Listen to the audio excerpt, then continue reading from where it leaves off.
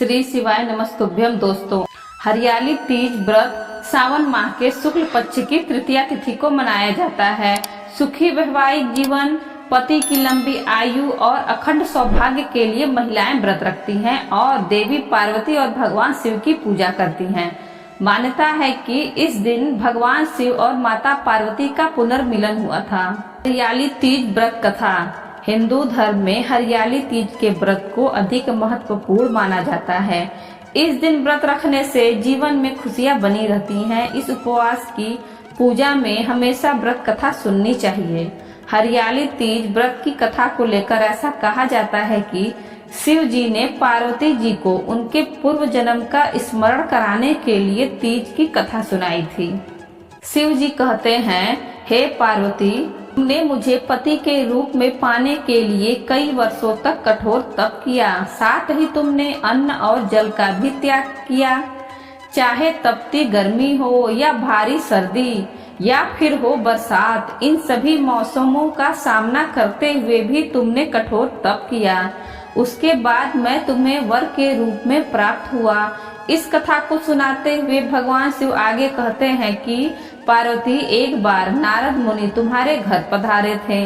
तुम्हारे घर जाने के बाद उन्होंने आपके पिताजी से कहा कि मैं विष्णु जी के भेजने पर यहाँ आया हूँ। भगवान विष्णु स्वयं आपकी तेजस्वी कन्या पार्वती से विवाह करना चाहते हैं। ये बात सुनकर पर्वतराज खुश हो गए और उन्होंने शादी के प्रस्ताव को स्वीकार कर लिया। फिर ये खबर जब आपके पिताजी ने तुम्हें बताई तो तुम दुखी हुई। फिर तुमने ये बात अपनी सखी को बताई। तुम्हारी ये गाथा सुनकर उसने तुम्हें घनघोर जंगल में तुम्हें तप करने की सलाह दी। फिर अपनी सखी की बात मानकर तुम मुझे पति के रूप में प्राप्त करने के लिए जंगल में एक गुफा के अंदर रेत की शिवलिंग बनाकर तप करने लगी। इस दौरान तुम्हारे पिता पर्वतराज ने पूरी धरती और पाताल पर तुम्हारी खोज की, लेकिन तुम उन्हें नहीं मिली। दूसरी ओर तुम गुफा में सच्चे मन से तप करने में लगी रही। फिर सावन मास की शुक्ल पक्ष की तृतीया तिथि पर प्रसन्न होकर मैंने तुम्हें दर्शन दिए। तुम्हें दर्शन देने के बाद तुम्हारी मनोकामना को पूरा करने का वचन देते हुए तुम्हें पत्नी के रूप में स्वीकार कर लिया। इसके बाद तुम्हारे पिता भी ढूंढते हुए गुफा तक पहुंच गए। आपने अपने पिताजी से कहा कि मैं आपके साथ तभी चलूंगी जब आप मेरा विवाह शिव के साथ करवाएंगे। तुम्हारी कठोर तपस्या और हठ के आगे पिताजी की एक न चली। उन्होंने ये विवाह करवाने के लिए हामी भर दी।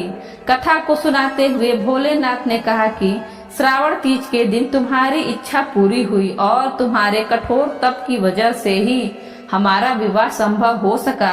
तभी से ऐसी मान्यता है कि जो भी महिला श्रावण तीज पर व्रत रखती है उसके वैवाहिक जीवन के सारे संकट दूर हो जाते हैं, साथ ही सभी मनोकामनाएं भी पूरी होती हैं।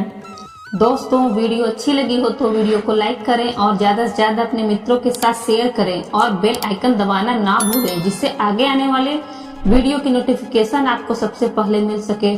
और इसी तरह के वीडियो देखने के लिए हमारे चैनल हिंदी कहानी नई पुरानी को सब्सक्राइब करें। धन्यवाद।